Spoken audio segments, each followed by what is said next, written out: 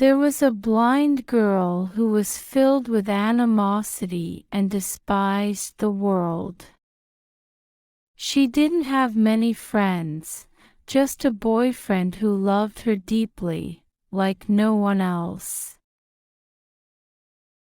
She always used to say that she'd marry him if she could see him. Suddenly, one day someone donated her a pair of eyes. And that's when she finally saw her boyfriend. She was astonished to see that her boyfriend too was blind. He told her, "You can see me now, can we get married?" She replied, "And do what? We'd never be happy. I have my eyesight now, but you're still blind. It won't work out, I'm sorry."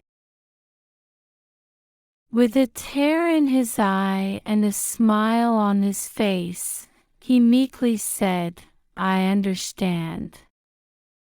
I just want you to always be happy.